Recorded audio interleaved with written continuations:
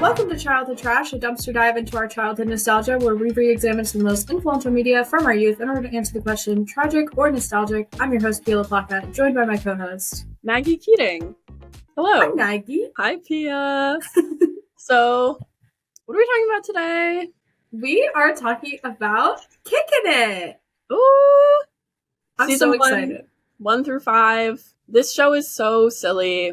Nice in the background. So, do you have any like childhood anecdotes or anything about this show from the first time you watched it that you would like to share? Yes. Okay. So, if you have not listened to our Dance Academy episode, I recommend you do so. Because these are, to me, linked. I don't know why. But Maggie was talking about how when she watched Dance Academy, she thought she was a dancer. Now, when I watched Kickin' It, I thought I could do karate. And I, begged and pleaded with my parents. I was like, please put me in karate. I just want to be, Kickin' It. And I'm telling you, this went on for years. Yeah, no. They were not having it. They're like, no. Which, that's fine. I have watched the show and rewatched the show so many times. So many times. I can quote it almost all of it. And it is, one of my, favorite little shows. And, I don't know, something about it just makes me think that I can do karate. And I don't know why. Period. I show a lot at my grandma's house. She had, for some reason, I would, only watch the Disney XD shows when I was at my grandmother's house. Mm-hmm. Couldn't tell you why exactly. But, I spent a lot of time watching Kickin' It. Also, Cartoon Network shows like The Bird and the Badger. What was that called? Regular Show. Oh. And Adventure Time and, Pair of Kings and, Iconic and Zeke and Luther. Those were the shows I would watch at my grandmother's house. And Kickin' It, just, I always loved the show. Everybody had a crush on Jack. If you didn't, you're probably gay. Leo freaking Howard, where is he? Save me. I was just looking through, his Instagram now. No, me! With my roommate, and we were he's married! He's still gorgeous, so don't worry. He's married, though. And he still does karate. He does. So, okay, something I just want to address with this show before we even begin is the obvious and blatant racial microaggressions that we have. Yeah, this was on my list as well. Yeah, this is the very first thing I noticed. For some reason, I remember this show being karate is a part of Asian culture and there should obviously be Asian characters, and there weren't. Nobody in the show is of any Asian descent whatsoever. I thought for a minute that Jack maybe was mixed, and I looked it up. No. So that's the biggest issue with this show. How in God's name did that happen? I don't really know, but it's okay, I guess. I can assume how it happened. I think that, karate got popular, and, Disney wanted to make a show about karate and people doing karate. And being on Disney Channel, I mean, you're not going to see very many diverse actors. Very true. And so I don't think they had even thought to look for casting people of color. Casting Jason Earls as the master of the dojo is insane. What white guy do you know is teaching karate? I don't know any personally, but I don't know. That was just insane. And then, my friend who was watching this with me also told me, she was Bobby Wasabi is fucking God in this show. Also white. Also, what is that name? Yes. Bobby Wasabi? Are you kidding? Yes. If you keep that in mind, just while we're watching, I feel like it's important to talk about. But this show also has its positives, so we'll just sort of, mention that along the way. So we could do let's do some facts. This series was inspired by the creator's childhood growing up on Long Island. And this might be where the issue comes from, is that he earned a green belt. Okay, a green belt, whatever, we'll come back to that in a minute. He earned a green belt in martial arts and was forced to end his training when his local dojo closed down and was turned to a veterinary clinic. So this kills me because he earned a green belt, which, if I'm not mistaken, is like the 3rd level. Like, any beginner in karate earns that so quickly, and it impacted him so much that he spent his like adult years making a TV show about it. I just think that's very Let funny. him live. Like, that was his like that was his coming of age moment. Like, I don't know. It's just very goofy. So obviously, yeah, we have Leo Howard as Jack, the main character, Dylan Riley Snyder as Milton. I couldn't think of what else I'd seen him in, but he just has one of those faces where I'm like, God, like, you're around. Did you watch the Disney show So Random? Yeah. Yes! Yeah. And he married that girl. Yes. The little one. I can't remember her name. I feel like it starts with a Z. I don't know. Yes. Mateo Arias as Jerry. Yes. Olivia Holt as Kim. Olivia Holt, our queen from Girl vs. Monster. The movie we didn't cover. The movie we did not watch. I'm sorry. Alex Christian Jones as Eddie, and then Jason Earls as Rudy, the dojo master, Hannah Montana's brother. I was like, oh, the show is just like not thinking about diversity. And then I was like, wait, it's not an all-white cast. So why couldn't they get anyone Asian to be in this karate show? Yeah, I don't know. Like, why did they not think about that? Great question. That's something I would love to ask them, but like feel like if we were to ever like do an interview with someone from the show, it would kind of be awkward to ask about. So I don't know. We are here to ask the hard-hitting questions. Sure. We are journalists. Okay. If you insist. We might as well just start with the episode overview and our general thoughts. So, episode 1, Wasabi Warriors, because obviously. Yes. Take it away, Pia. I'm going to let you lead. Oh my god. So, we start in the cafeteria, and we've got new kid Jack. You know he's new because he tells the lunch lady that he's new. And I talk to the lunch lady about being new all the time. Yeah, he goes, I'm new. I'm new. Kim walks in. She drops an apple. What's gonna happen? He picks it up with his foot. Of course he does, because he's a karate master. He hacks it. Is that what those things are called? Yeah. Yes. And she's like, ooh, I'm Kim. And he's like, I'm Jack. And they're like, all right, see ya. And and then we meet Eddie and Milton and Jerry, and they're all sitting together because they're friends. Mm-hmm. And they're like, we should ask the new kid to come sit with us. And they're like, no, we're already losers. Let's not invite the new kid loser. And they are getting bullied by these guys at another table who are like, they look to be the jocks, but they are in fact from a rival dojo. Also all white. Also that they are also yes. Anyway, they are the Red Dragons, and they are making fun of Milton and Jerry and Eddie and whatever. And, you know, Jack is like, I'm not going to have any of this. And I'm going to kick their ass, pretty much. Mm-hmm. Their asses, plural, because there's like 5 people. And he proceeds to do that. And it's iconic. It is That's the opening scene. This scene has like... It's got it all. Yeah. It's got everything ever, actually. There's like this slow-mo of like meatballs flying in the air. Yes. I was like, what? But that was really special. So then we go to the Bobby Wasabi dojo and we meet Rudy, who is the sensei, of course. Mm-hmm. Yes. And he is now finding out that they have this like fake commercial of him like promoting the dojo. It's really funny. Yeah. Him like being edited in like various different backgrounds. Yeah. Yeah. And he learns that basically if he doesn't get his students to earn 2 belts at the next karate tournament, that the dojo is going to close. So his students who we meet are Milton, Jerry, and Eddie, and also the lunch lady. Because, yeah. Tell me about that. I don't really know. Why is she there? I've always asked myself that question.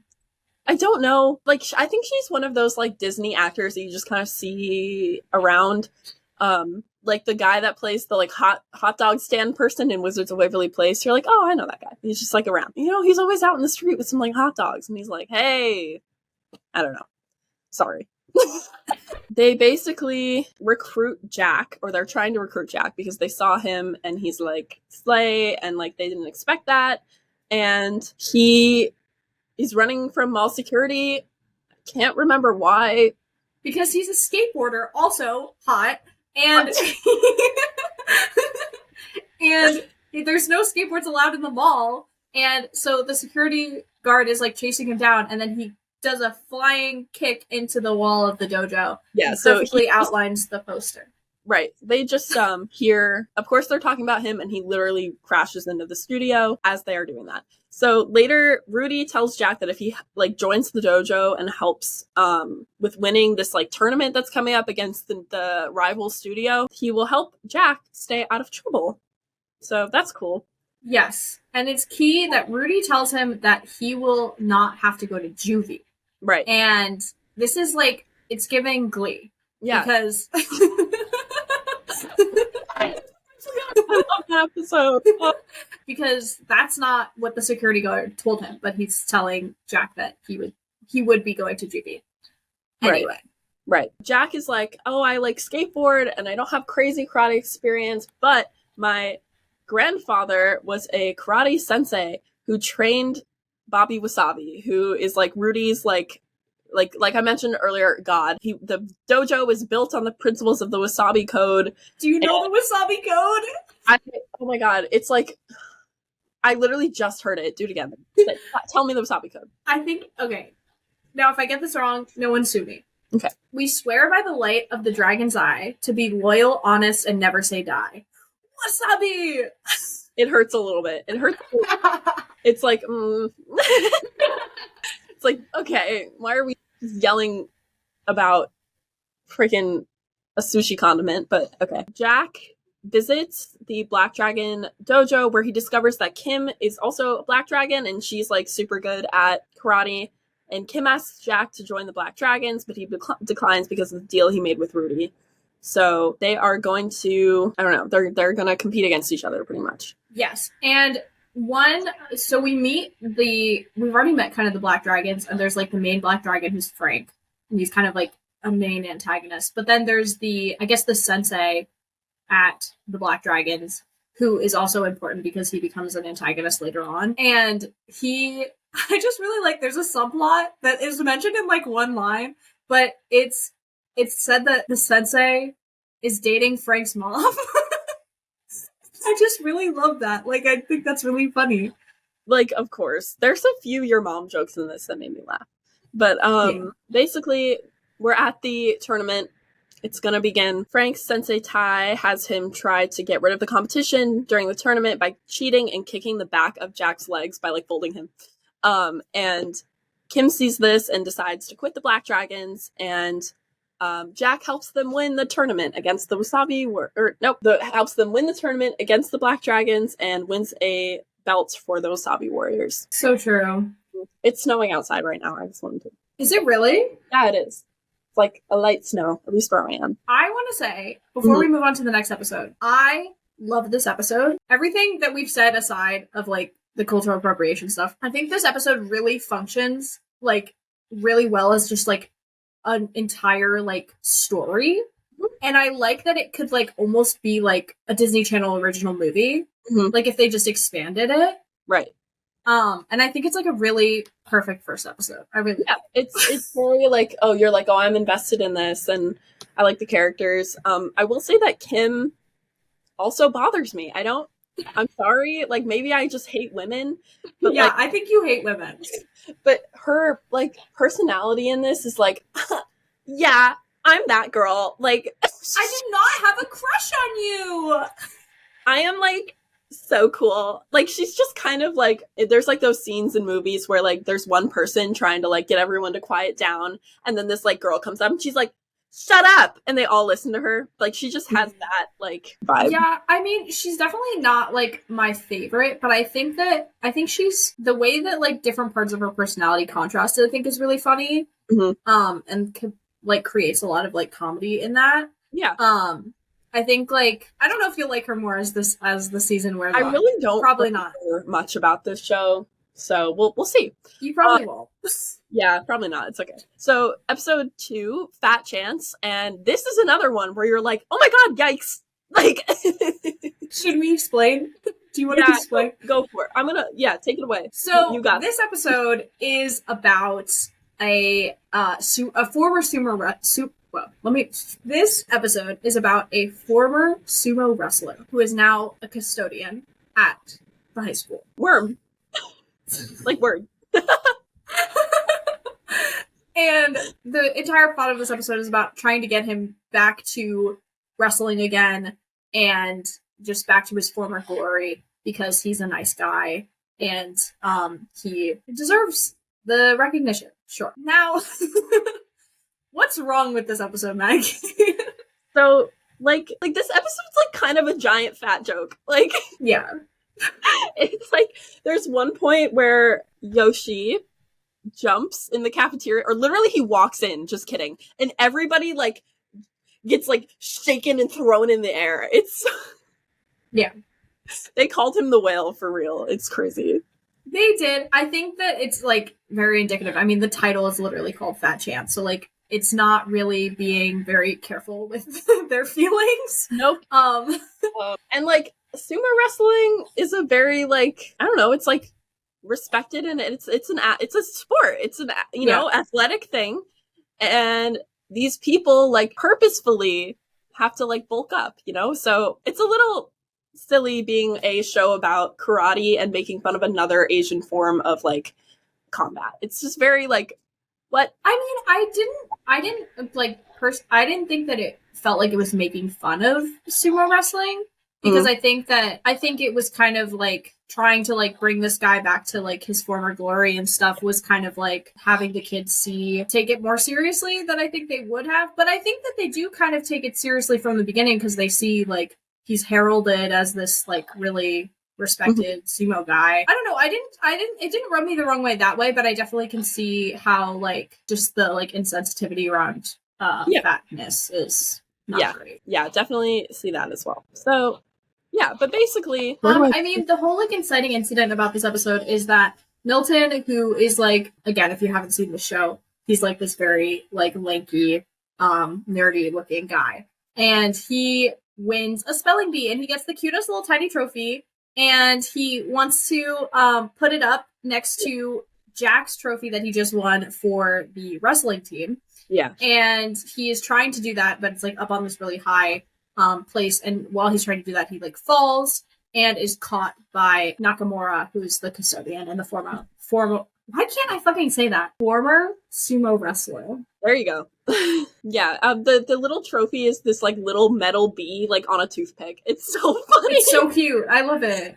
I would love that. I'd be like, oh guys, look at my trophy. It's the size of my eyeball. Like, yeah. And I think that like Milton and Nakamura are kind of like feeling seen by each other, because I think once like Nakamura is like, they found out, they go into his closet because they want his closet. His custodial closet, I guess. Yeah. To try to like thank him for saving Milton's life.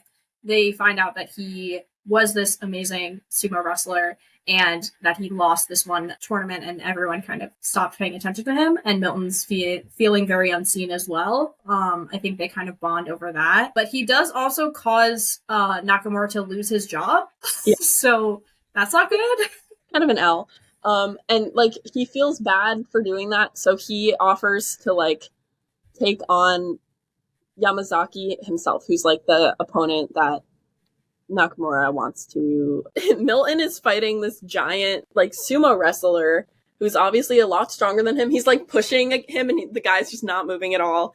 Obviously Milton loses big time, but it's still cute. Milton is such a goof. I can't. I love Milton. Milton has an iconic line in this episode where he says, "I have seen the miracle of life and it's disgusting." And I just love that for him.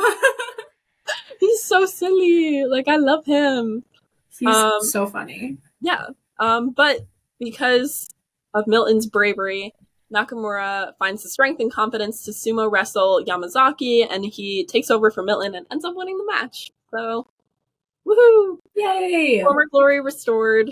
They're so goofy. Like, I think this episode relied a lot on, like, the physical comedy Yeah. And I think that has a lot to do with, like, the audience and it being, like, little boys. Yeah. True. So, very true. So, I don't know. I think that's where they were going with that.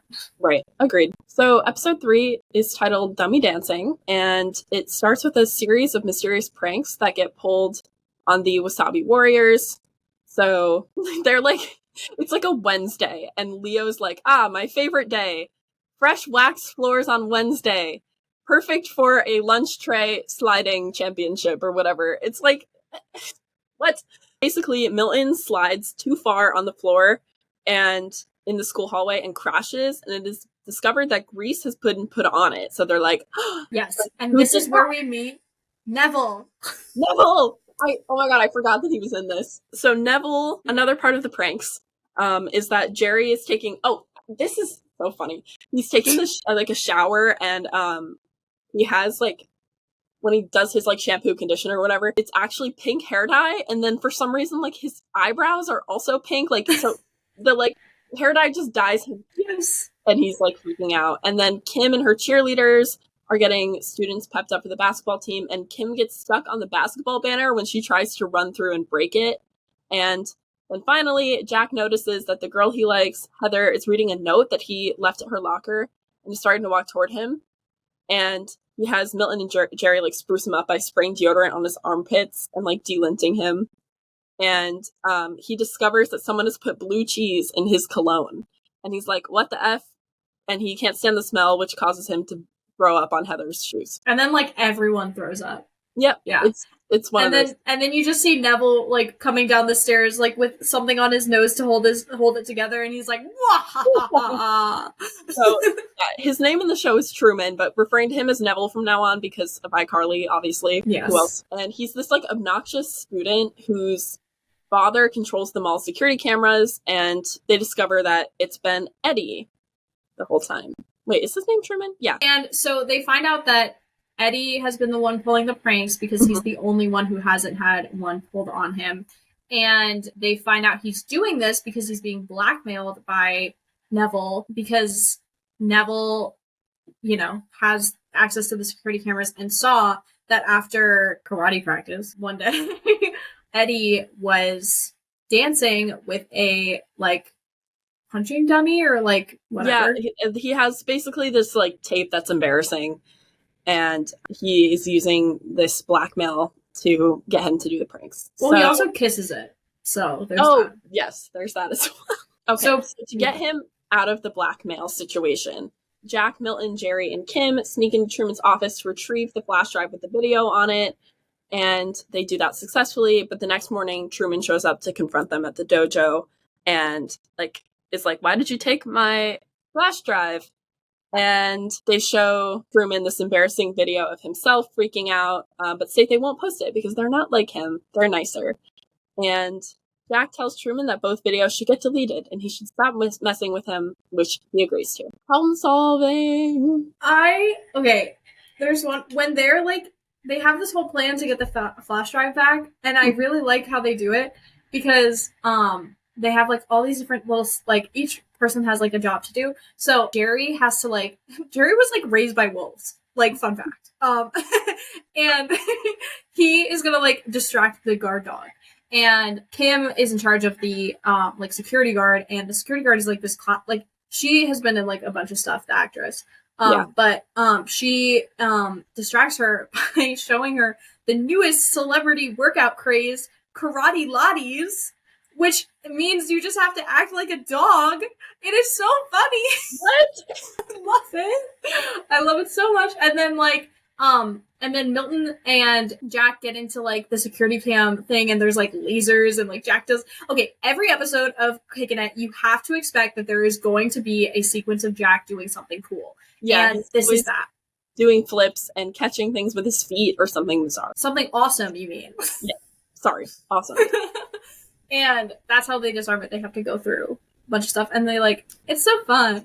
Yeah, it is very fun. Episode 4? Yes. Dojo Day Afternoon. Sorry. So, Mr. Turner, the new owner of the mall, wants to replace the dojo with a parking lot. This is like where the inspiration from the creator's childhood comes in, and they're gonna like basically knock down the dojo with this like giant wrecking ball. So in order to improve their chances of keeping the dojo, Rudy wants his students to befriend Mr. Turner's son, Arthur, but Arthur is kind of the worst, so that makes it a little difficult. Did you recognize this actor? I didn't, I don't think. He looked super familiar to me, and I couldn't place him. But for some reason, he was reminding me of the kid in Mostly Ghostly, and I don't know if he is. God, I hated Mostly Ghostly so much, I blocked it all out of my memory. I mean, that was a bad movie, to be honest. It was a bad movie, yeah. But he reminded me of him a lot. Maybe because he was the worst? Yeah. Yeah, maybe. But yeah, after Arthur tries to attack Jack, like out of nowhere, like we're just getting aggressive. Jack does his cool thing and like throws him against a wall, and he's doing all these flips and whatever. And Mr. Turner is upset after Rudy promised that the dojo was a safe environment for Arthur to make friends and wants Jack to be kicked out of the dojo. He wasn't kicking it. He was in Criminal Minds. Oh. I think that's where I recognize him. Okay. I've only seen like the first few episodes or seasons of Criminal. I have seen almost all of Criminal Minds at least 8 times, so Perfect. I think that's where I recognize him from. That makes sense, yeah. No, yeah. Jack is maybe going to get kicked out of the dojo, and Mr. Turner, tells them that they only have a few hours to get out of the dojo before they come in with the wrecking ball. But the Wasabi Warriors will not go down without a fight. Yes, so they're like, you know how people like chain themselves to trees like to protest that? Yeah. Why don't we just like chain ourselves to the dojo and then they won't kill us, you know? Yeah. And so they chained Rudy to the dojo in protest. And meanwhile, outside, there is a wrecking ball swinging. It is coming in hot. Yeah. And I'm trying to remember, like, for some reason, do you remember, like, for some reason, like, Milton has to go into the air ducts? Yeah, and he, like, turns into a popsicle. I don't really remember why, but it's very silly. And then he ends up in the nail salon just, like, getting a pedicure. I love it.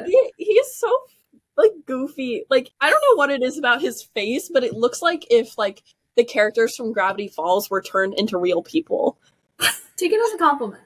Yeah, no, yeah. He's just, like, goofy. His mouth is always, like, I don't know.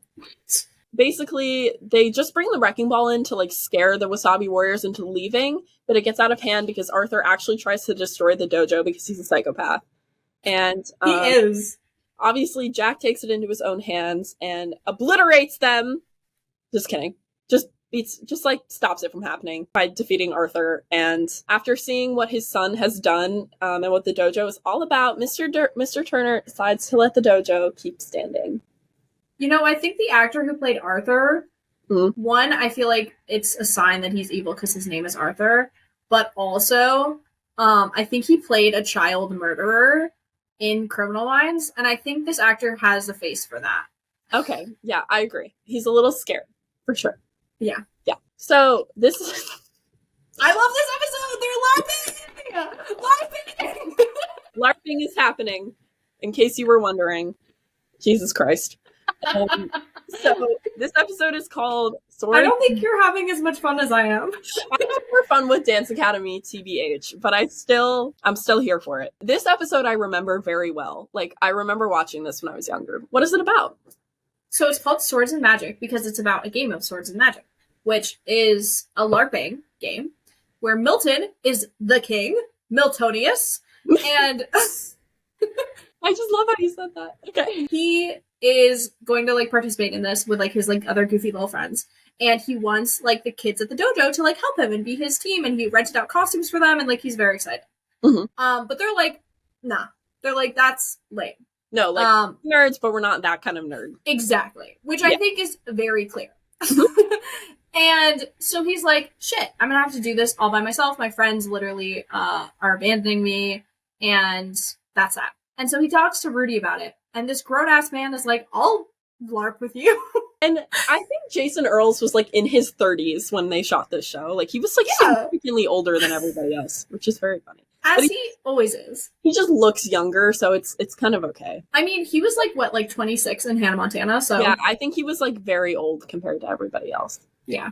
But, yeah. But I love it. So he's like, I will be your squire. And so we get to it's happening in like the park in the woods or whatever, and Rudy's like carrying this like massive pack on his back, and like Milton's just ordering him around, and it's very funny. It is. One of the like other LARPers is kind of like the cooler LARPer and like shows up to make fun of Milton and like how he will fail at something to do with the LARP. Is there like a battle? It's like, a battle. Yeah, it's like capture the flag, but it's like a cup. Yeah, and this makes Jack realize that he and the others should participate in order to support their friend, and they are still not entirely like down with it, but Jack is like, no, we gotta be good friends, like we gotta help our boy Milton out. They go, and Milton like gets them these like costumes, and like Olivia Holt is wearing this like princess dress with a pointy hat.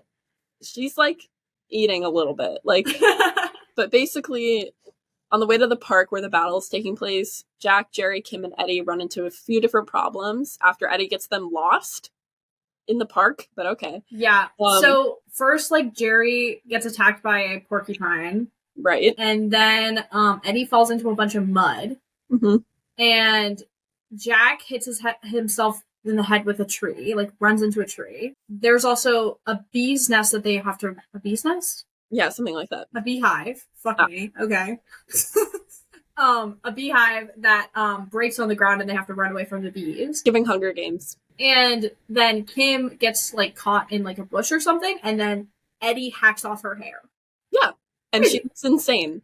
Yes. But Jack saves, and Milton is like doing his thing, and they show up just in time to help Milton win the battle. There's always a battle to win. There is. Yeah. And I love that. Me too. Like, what else are you doing if not battling on a karate TV show? So, pretty much, yeah. So, Pia, what do you think? Okay. Everything that we've said aside, mm-hmm. I love this show. I find it so funny. The laughs, everything hits for me about this show, like, as if it's the first time I'm watching it. Even though I'm like literally saying the lines along with the actors, it's like it's so fun. And like I love how silly it is, and like it's not afraid to be very silly. Like it's so playful. Like I really love that. And I think that like as it goes on as well, it like does try to like develop character and stuff, which I can also appreciate. There's like a kind of like a love story arc between Leo and Kim, if I'm correct. So that's what I'm excited for. When you said the Hunger Games, I was like, do you remember the Hunger Games spin-off episode of Kickin? No, I don't, but I'm excited. They do a play on the Hunger Games, and it's iconic. Okay, I'm sat for that. I can't wait for that. I just wanted to be watching Dance Academy like more than this. Oh, okay. I was kind of just like, like I just want to watch episode 6. Like I was so into Dance Academy, and then I had to like jump into Kickin' It. Overall, like very silly, very good time. Like very nice to have on in like the background while you're like doing whatever. Very like pleasant show. I'm sure we'll like talk about more of the issues with it later, but like in general, it's very like goofy. So I like it. Okay, what would you rate it? For me, it's a little tragic, but like a high tragic, you know? Like as opposed to like mostly ghostly. So it's nowhere near that. Okay. Yeah. And it's obviously very nostalgic for you. Yeah. Which I love and support. Thank you. No, this is, if there's one thing about us, it's we love and support each other. Yes. We love and support even though we have different opinions. So yeah. This is very nostalgic. I would agree. It was like, I haven't seen this in a while, so I was like, oh my God, like getting flashbacks. I would recommend though next time if you're watching Dance Academy and also watching Kickin' It, as we will be doing for the next couple of months on the pod. Just by the way, I watched Kickin' It first. Okay. And I would do that. Okay. That sounds like a good plan. Period. Yeah.